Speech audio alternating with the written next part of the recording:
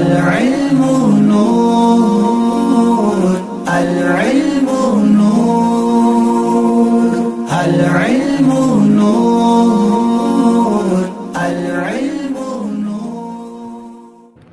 بسم اللہ الرحمن الرحیم. بیت صفحہ نمبر 222 سے. بے فائدہ ہر کے عمر درباخت، چیزیں نہ خرید و زر نہ بے انداخت. کہتے بے فائدہ ہر کے جس شخص نے عمر درباخت زندگی گزار دی، جس شخص نے بے فائدہ عمر گنوا دی، زندگی گنوا دی، چیزیں نہ خرید اور کوئی چیز نہ خریدی، وزر بے انداخت اور مال اکٹھا کیا. بے فائدہ زندگی گنوا دی، مال اور کوئی چیز بھی نہیں خریدا اور مال پہ مال اکٹھا کیا گیا. تو وہ بتا رہے وہ کون شخص ہے جس نے فالتو زندگی گزاری. تو کہتے ہیں بے فائدہ جس شخص نے زندگی گزاری وہ ہے. وہ کون ہے؟ چیزیں نہ خرید، جس نے کوئی چیز نہ خریدا، وزر بے انداخت اور کیا مال اکٹھا کیا گیا، کالی لڑکوں کے لیے اکٹھا کیا، خود فائدہ نہ اٹھایا، اولادوں کے لیے جمع کر دیا گیا. پند نصیحت کو کہتے ہیں. ملک از خردمندہ جمال گیرد، ودیر از پرہیزگاراں کمال یابد. ملک یعنی ملک ہے نا، کنٹری.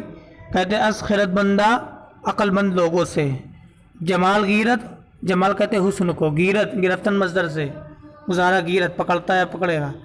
کہتے ہیں ملک عقل مندوں سے حسن پکڑتا ہے. یعنی جب ملک کو عقل مند لوگ چلاتے ہیں تو ملک ترقی کرتا ہے کہ نہیں؟ تو وہی جمال سے مراد ترقی ہے. تو کہتے ہیں ملک عقل مندوں سے حسن پاتا ہے. و دین از پرہیزگارہ کمال یابت، اور دین پرہیزگار لوگوں کی بنسبت، دین پرہیزگار لوگوں کی بنیاد پر عروج پاتا ہے. کمال مطلب کیا ہے؟ عروج پانا، بلندی پانا. اور دین پرہیزگاروں سے عروج پاتا ہے، کیونکہ دین کو جب پرہیزگار لوگ اس کا بیڑا اٹھاتے ہیں تو دین ترقی پائے گا. اور بد عمل جب گھس جاتے ہیں تو دین کی غلط ترجماتی ہوتی ہے نا، یہ مطلب ہے. تو اگر پرہیزگار لوگوں سے دین کیا ہے؟ کمال پائے گا تو اچھا ہے. اگر بد کردار لوگ ہیں، بد دین لوگ ہیں جیسے دیوبندی وہابی، تو ان سے کیا ہے؟ دین برباد ہی ہونا ہے. اچھا کہتے بادشاہاں با نصیحت خردمندہ ازا محتاج ترند، کہ خردمندہ بقربت بادشاہاں. کہتے بادشاہاں بادشاہوں کو، بنصیحت خردمندہ عقل مندوں کی نصیحت کا، یا بادشاہ عقل مندوں کی نصیحت کا. ازا محتاج ترند، ازا مطلب اس سے زیادہ، محتاج ترند بہت زیادہ محتاج ہے. کہ خردمندہ بقربت بادشاہ، کہ عقل مند لوگ بادشاہ کی قربت کے جتنے محتاج ہیں. یعنی عقل مند لوگ چاہتے ہیں کہ بادشاہ کے قریب ہو جائیں، اس کو اچھا مشورہ دیں گے، اس کے وزیر بن جائیں. وزیر عقل مند ہوتے تھے پہلے زمانے میں، ٹھیک. اب کا تو بات ہی چھوڑ دو. پہلے وزیر بادشاہ جو ہے عقل مندوں کو ڈھونڈواتا تھا، امتحان لیتا تھا، تب ان کو وزیر بناتا تھا.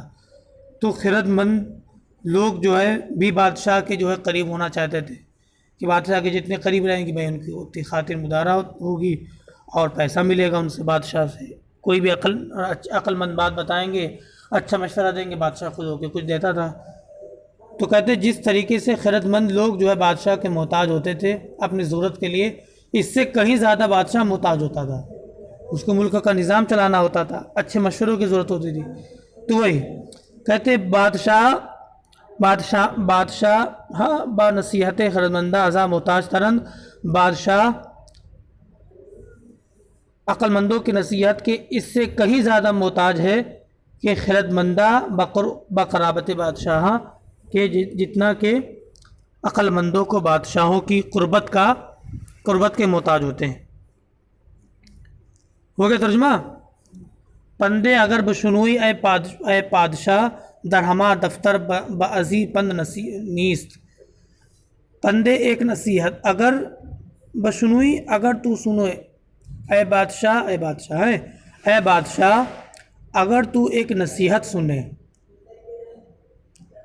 درہمہ دفتر تمام کتابوں کے دفتر میں بزی پند اس سے اچھی نصیحت، اس سے بڑھ کر نصیحت نیست نہیں ہے. یعنی بہت اہم بات بتانے جا رہے ہیں، کتابیں چھان ڈالو گے نہیں ملے گی اسی نصیحت. اے بادشاہ اگر تو ایک نصیحت سنے تو درہمہ دفتر تمام کتابوں کے دفتر میں بعضی پند اس سے بہتر نصیحت نیز نہیں پاؤ گے یا نہیں ہے. جز کیا ہے نصیحت؟ جز بخرد مند بفرما عمل گرچہ عمل کار خرد مند نیست. کہتے ہیں علامہ شیخ سعدی شیرازی کہتے ہیں کہ جز بخرد مند عقل مندوں کے سوا مفرما عمل کام مت لے. ہیں فرمودن مصدر کیا ہوتا ہے؟ فرمانا، کام لینا. مفرما یہ نہیں کسے گا، مفرما عمل کام نہ لے. کہتے عقل مندوں کے سوا کام مت لے، یعنی جو بھی کام لینا عقل مندوں سے کام لے. گرچہ گرچہ عمل کار خردمند نیست، اگرچہ عقل مند کا کام کوئی بھی عمل نہیں ہے. اگرچہ عقل مند کا کام کوئی خاص کام نہیں ہوتا، سمجھے کہ نہیں، مگر کام عقل مند ہی سے لینا، کیونکہ عقل مند جتنا کام کرے گا اتنا ٹھیک کام کرے گا. نہیں اور بیوقوفی سے تم ڈھیر سارا کام لے لو گے، کوئی گت کا نہیں کرتے تم. کبھی کبھی اس کی زندہ مثالیں موجود ہیں. تو وہی کہتے ہیں کہ عقل مندوں کے سوا کام کسی سے نہ لے، اگرچہ عقل مند کا کام کوئی کام نہیں ہے. اگرچہ عمل کار خردمند نیست، اگرچہ خردمند کا کام عقل مند کا کام عمل نیست، کوئی کام ہی نہیں ہے. ایک مطلب اس کا یہ ہے. اور دوسرا مطلب یہ بھی ہو سکتا ہے کہ جو منصب آپ کو سپرد کرنا ہے، وزیر بنانا ہے یا کسی علاقے کا امیر بنانا ہے، تو عقل مند ہی کو بتانا، سمجھے. اگرچہ عقل مند لوگ جو ہے اس کام سے بچتے ہیں، ٹھیک ہے، اگرچہ عقل مند لوگ اس کام سے کنارہ کشی اختیار کرتے ہیں، عقل مند یہ کام یہ نہیں قبول کرتے ہیں. آگے دیکھو، حکمت سے چیز پائیدار نماند، تین چیزیں پائیدار نہیں رہتی ہیں. پائیدار مطلب کیا ہے؟ ہمیشہ باقی نہیں رہتی. سے چیز پائیدار نماند، تین چیزیں ہمیشہ باقی نہیں رہتی یا مکمل ثابت قدم نہیں رہتی. ایک تو مال بتجارت، ایک وہ مال جو بغیر تجارت کا ہوتا ہے. خالی مال آدمی اسٹاک لگا لے، اس سے تجارت نہ کرے، اس سے فائدہ کہاں ہونا ہے. اور علم بے بحث، علم جو بغیر بحث کے ہو، آپس میں تکرار نہیں ہوتی ہے، یہ بھی پائیدار نہیں ہوتا. علم وقتی طور آدمی پڑھ لیتا ہے، لیکن جب اس کی تکرار نہیں کرتا اکیلے میں بیٹھ کے تو بے فائدہ ہوتا ہے. ایسے ہی ملک میں سیاست، بغیر سیاست کے ملک ہی نہیں چل پاتا. سیاست ضروری ہے. کہتے وقت پر لطف گوئی و مدارا و مردمی باشد کے در کمندے قبول آوری دلے، وقت بقہر گوئی کہ صد کوزۂ نبات گاہ گاہ چنا بکا نیابت کے ہنزلے. دیکھو آخری شعر سن لو بس. کہتے ہیں وقت ایک کبھی کبھی، وقت مطلب کیا؟ کبھی کبھی. بلطف گوئی،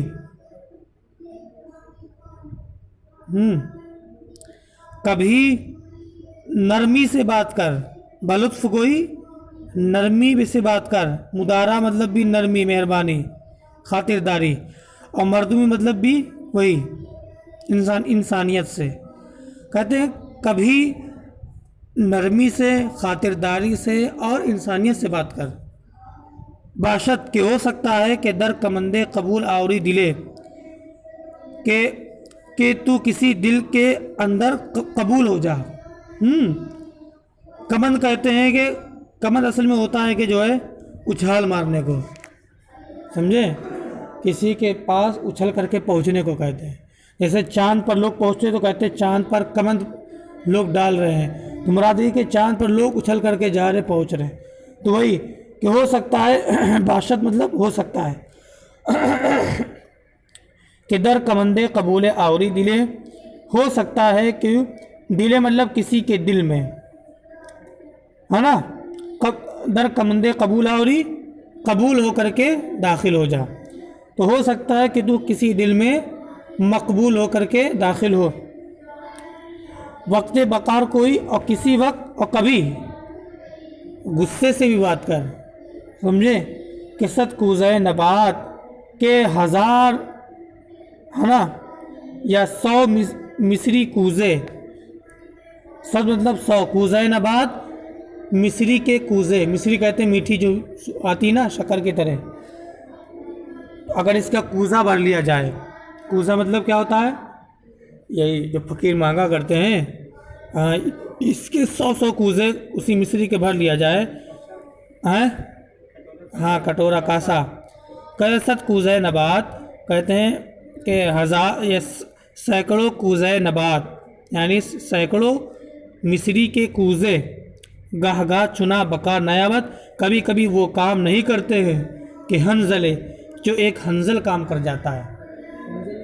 حنظل کہتے ہیں جو ایک پھل ہوتا تھا خربوزے کی شکل میں، بہت کڑوا ہوتا تھا، اس کو اندرائن بھی کہتے تھے، سمجھے؟